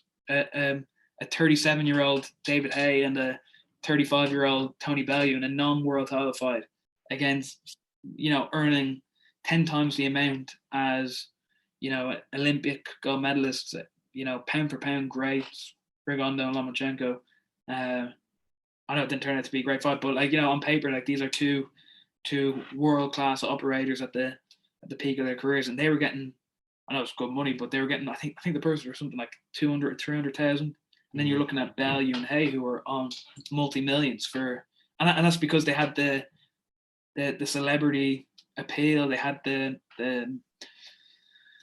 public, they were able to build a fight well. Whereas you look at Rigondo and Lomachenko, both of them don't really speak English too well, and that's the difficulty with it. So as you said, having that marketing presence and having that public image definitely will bring you to the next stage in your career. Definitely will. I've obviously one final question then, and obviously I know I've had you probably on for probably more longer than you expected to go on, Craigie. All good. All good. But obviously during the pandemic, obviously the landscape of boxing's changed. We've obviously seen more apps, more streaming sites, a lot more shows becoming on a pay-per-view sort of platform. Yeah. Do you see this as being the new model of boxing? Because for a lot of the casual fans, where they would have tuned in on a Saturday night and watched Sky Sports or Box Nation or things like that, it looks like BT's obviously potentially could be bought over by the Zone as well. So it may be that maybe the only shows we might find will be on Sky now, and it'll be other promoters people aren't used to. Do you see boxing changes more in the pay-per-view model or in these streaming sites rather than what probably we've both grown up in the sport with? I'm not too sure, to be honest. I think what the Zone are doing is brilliant. They have a huge kind of budget behind them, and also, they have a huge budget behind them, but also a huge presence. Even you look at Eddie Hearn, he has over 1 million followers on Twitter and Instagram. So it's not like they're starting from scratch, do you know, that sort of way, or have no way of plugging it to the general market, because Eddie Hearn probably has more followers following him because of the no context Hearn stuff than because they're boxing fans. So, a lot of people said, oh, I wonder how Matchroom shows will do now that they don't have the powerhouse of Sky, publicising things. I think Eddie has enough pull himself in terms of the casual market that he can, get away with it. In terms of so I think that streaming platform definitely will work out well. I think in America, ESPN Plus have an OTT platform that they do. I think that's working out well. I think there is a future for maybe like the streaming stuff. If you're already a kind of a major player, like be it if ITV were to start doing boxing again and have a couple of shows on ITV's YouTube channel or something like that, and then also do the ITV shows on TV. But I don't know, I'm intrigued to see how this Fight Zone stuff goes. I'm not 100% convinced. I think what they're doing is brilliant, but I'm not sure about the longevity of it. Because when you're dealing with kind of these small hall boxers, I'd almost say, I don't know, this is just pure guess, but if you have a small hall boxer who has 200 fans, it's easier actually to sell the tickets to a night out than to say, go subscribe to this thing to watch a stream from your bedroom for $4.99 a month.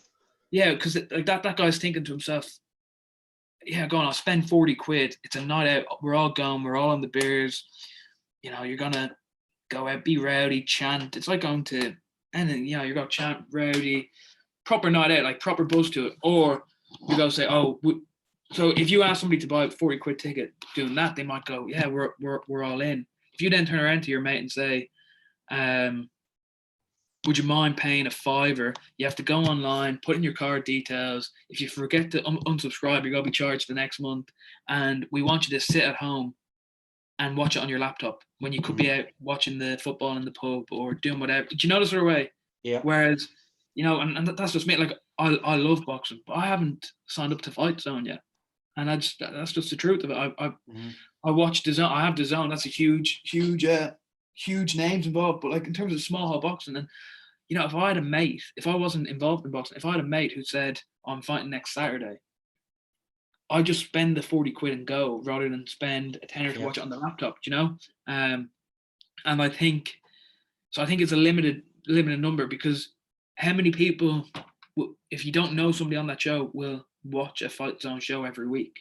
And if you do know the guy, there's a good chance you'll either be at it, or if you're not at it, you probably then won't be available that weekend. You might have a birthday or a wedding or something to go. Do you know the sort of way? Yeah, or it like depends on other shows clashing as well. If there's like Eddie Hearn's fight camp that's on, you're going to go, well, it's $1.99 for DAZN at the minute. In a month, obviously, I know that's due to change now after this weekend. I think it's going to change the model price. But people's going, well, it's in for $4.99 a month to Fight Zone, and obviously not people have never heard of fighting, probably on their way up, or they'll watch an Eddie Hearn show and see Alan Babbage proposing to his missus, or people not liking Maya Jama, obviously because she's not into boxing, she's a presenter, but people are seeing more to talk about on social media than talking about fighting.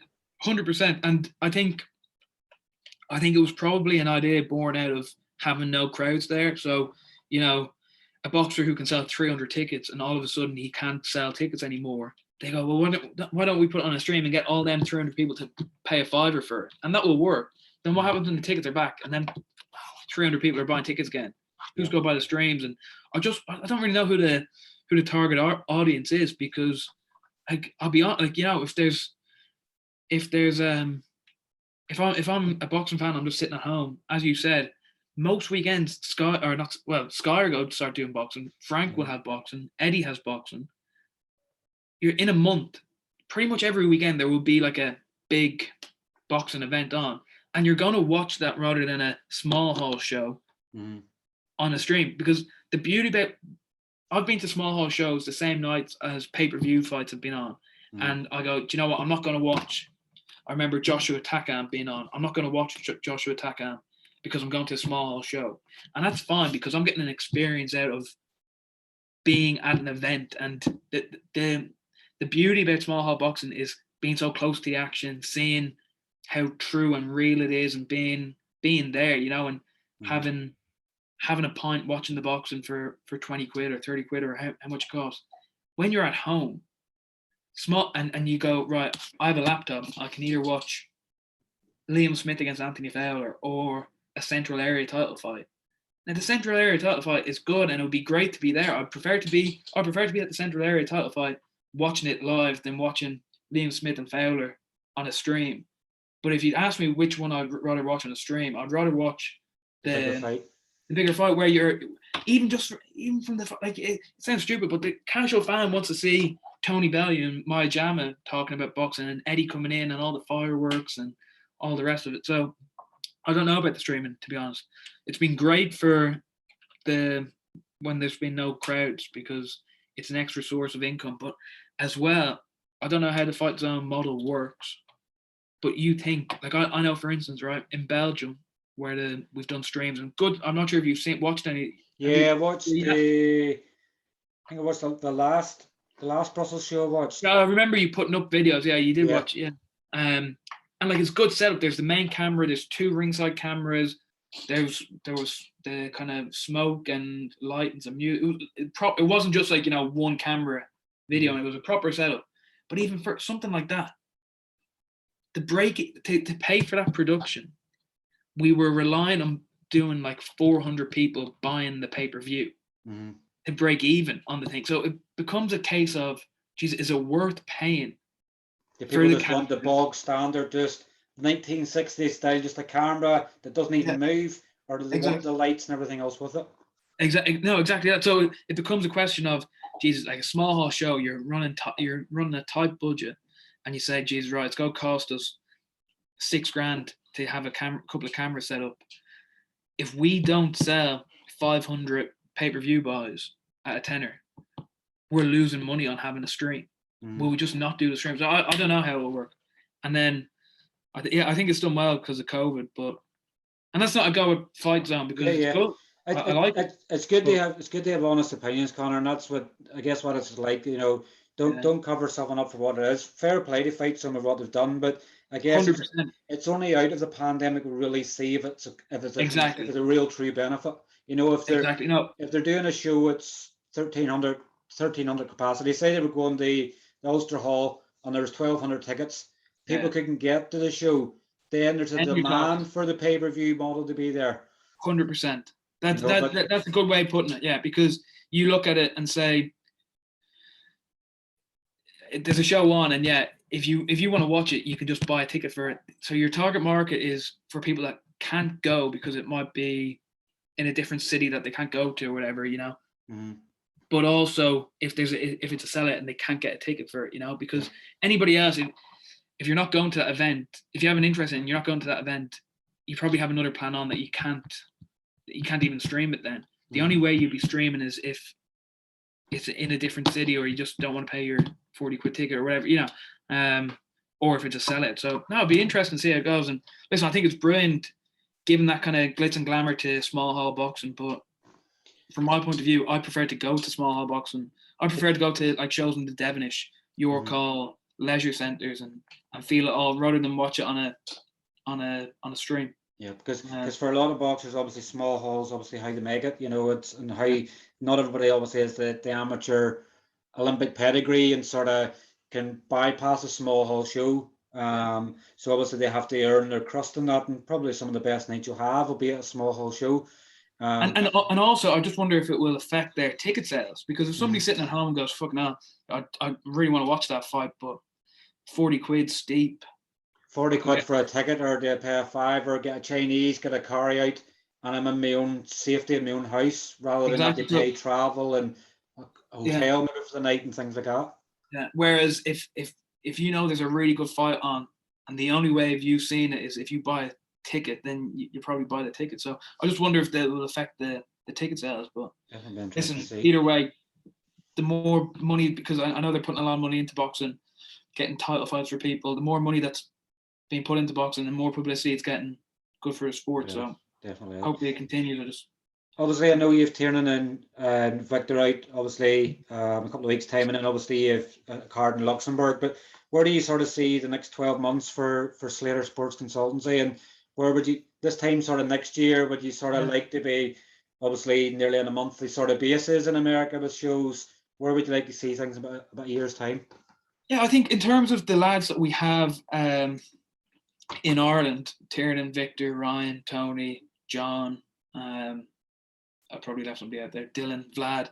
I'm hopeful that we can all kind of get one more fight in Europe. Well, for Ryan and Tony and Victor, one more fight in Europe or something like that. Obviously, Victor's got a fight in a couple of weeks. Tony and Ryan will fight in October. I'm hopeful we're getting a title fight for Ryan in October as well. And then the plan is that in December, Tony, Ryan, and Victor will all fight in America. And going into next year, these guys are at a stage now where they'll be in probably 10 rounders, only 8 and 10 rounders, and building that sort of way. So like for Tony, the plan is definitely, if we're saying 10 months or 12 months time, to be up at that kind of 10-0 stage and have a title under his belt and have fought 2 or 3 times in America by this time next year, and have a belt under his belt. And Ryan the same, to be out, probably looking at October, December, then maybe March, and then one in the summer. So 4 more fights. I'll be up at 12-0 and be pushing towards, that top 15 in the world ranking belt or in and around that level. Mm-hmm. Victor the same. Victor will be the same. He'll fight in August and then December, and then hopefully them 3 will probably go follow the same kind of, they'll probably fight majority on the same nights, because it makes sense with Stephen, who we haven't really mentioned. Stephen doing an unbelievable job. Yeah. It's we were saying how busy it's been, and it's busy for me doing the traveling and doing the matchmaking, doing all that.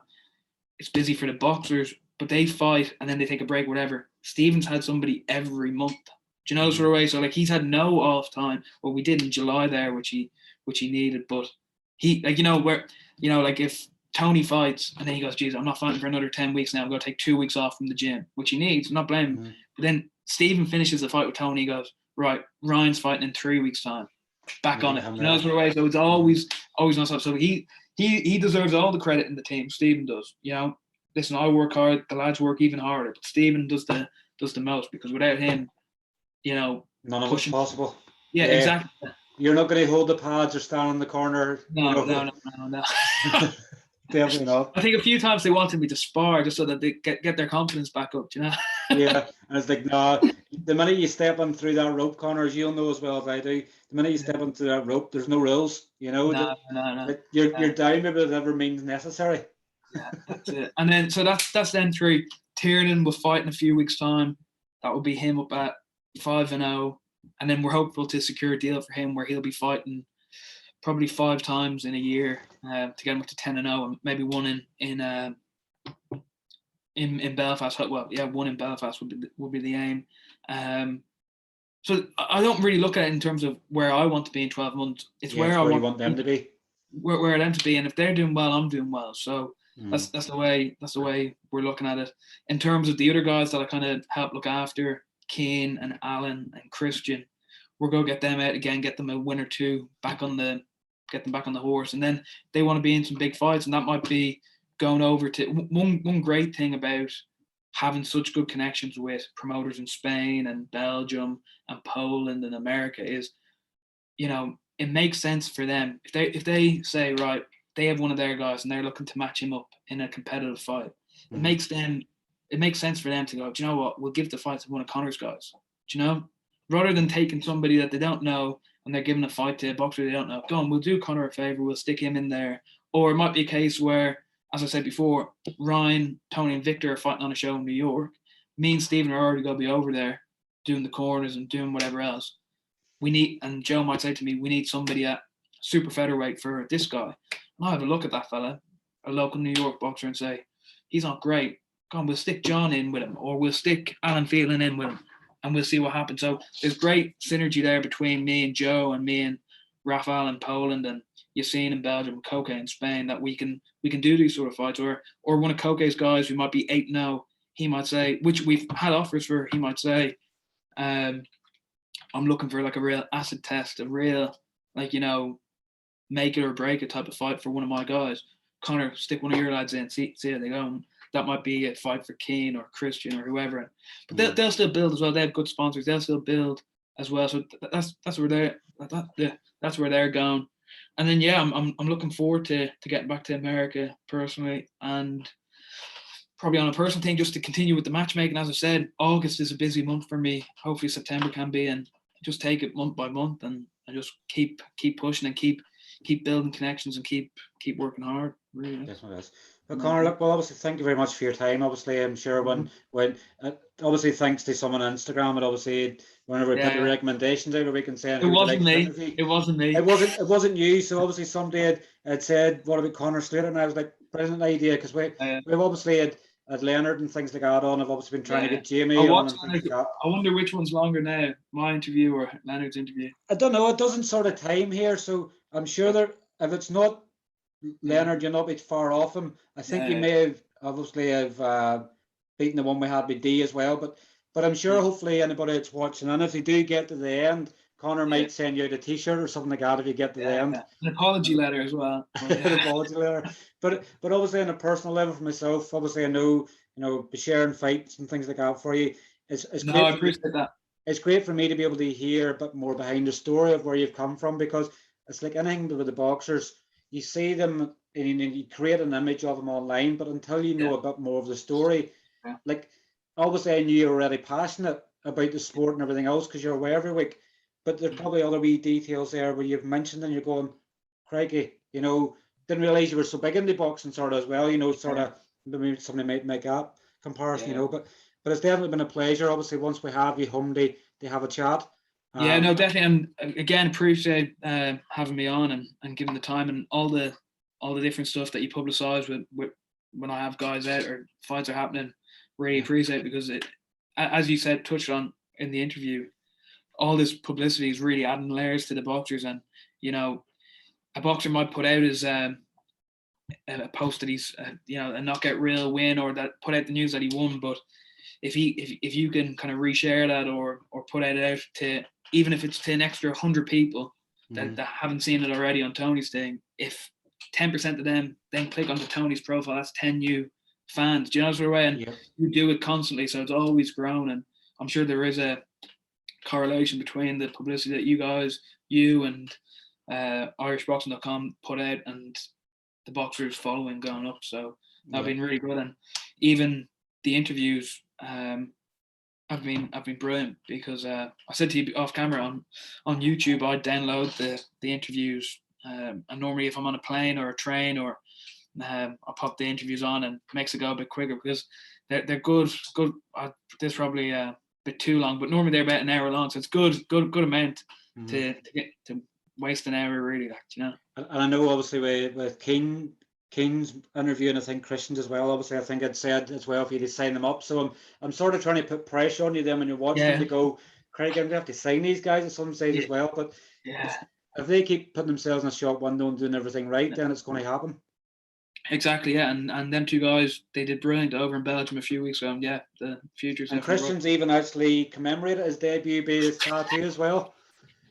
I haven't spoken to him yet, but I actually want to ask him, did he not just remember his opponent's name? Because when obviously they charge you per letter, there was one less letter in his opponent's name than there was for opponent. So I'm just wondering if he just forgot his name, or just like, it didn't matter who it was an opponent. You know, but what a way to mark your debut by getting a tattoo of it. Yeah. I wonder if he's going to do that for every fight that he has now. Just have a sleeve. It might be limited to maybe 10 fights, because obviously if you do half sleeves for each, so you have 2 fights one arm, 2 fights in the other, 2 fights in each leg. There's 8. Probably 2 in his chest and 2 in his back, so he's maybe going to have 12 fights total. Yeah. So he'll have to slow down we'll cap it at 10, maybe. Retire 10-0 on the feet. Well. But Conor, look, it's been thanks obviously getting a catch up with you. Hopefully we'll get a catch up again in the future when you've obviously some more fights and stuff under the way. 100%, mate. Good to catch up. Cheers, mate. Thanks. Bye. Bye.